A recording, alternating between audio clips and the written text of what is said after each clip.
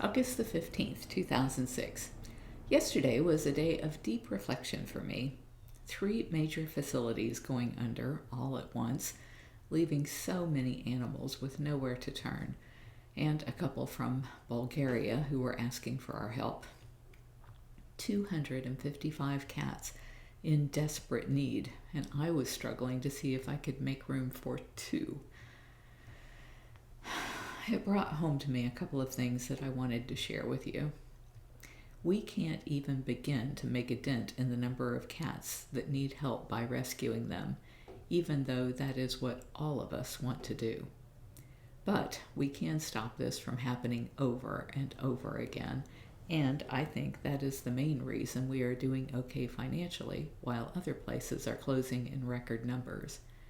Our supporters know that we are really making a difference, changing the laws, educating the public, getting involved with the media, and changing the way people think about these magnificent animals.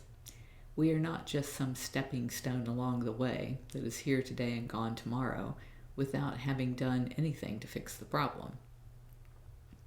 I know that all of you would rather be rescuing animals, taking care of animals, spending your day with animals, but instead you're stepping outside of your comfort zones and talking to people, writing to politicians, dealing with the press, and really making an impact that is being experienced around the world. When I read that the founder of the Big Cats of Serenity Springs died yesterday at the age of 47, only 2 years older than I am, and her volunteers were saying that they didn't think they could keep the sanctuary going without her, I couldn't help but think of what would happen at Big Cat Rescue if I died today, and realized that I could go peacefully knowing that all of you are so committed and so adaptive that the cats here would never know a day of suffering.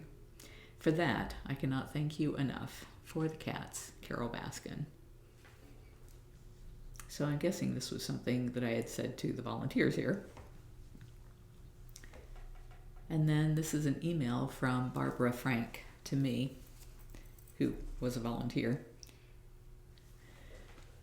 You might remember she was the one that Vernon Yates had pushed down at the FWC hearing. So Barbara writes, I just read your email and it brought tears to my eyes. It was a beautiful letter and I would like to thank you for your heartfelt words.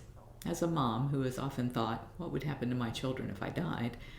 Who would love them and care for them like me? I know exactly how you feel. You have an amazing staff and a core of volunteers who would never let this sanctuary meet the same fate as other facilities.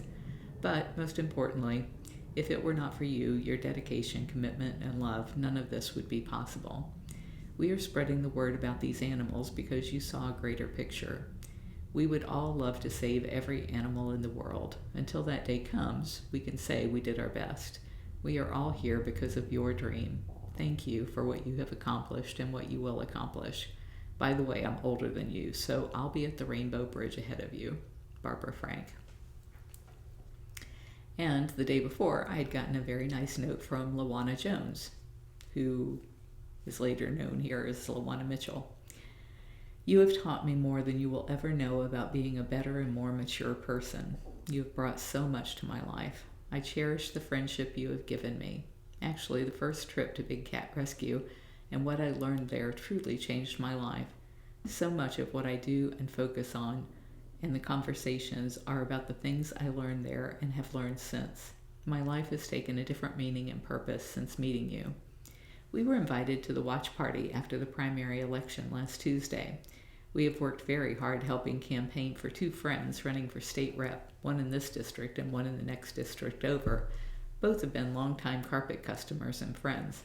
Anyway, they have read everything I printed for them for months. They have done a bit of research on their own. I can tell from our conversations. Anyway, at the watch party, I had the opportunity to hand out a paper I made up and speak one-on-one with a senator and others.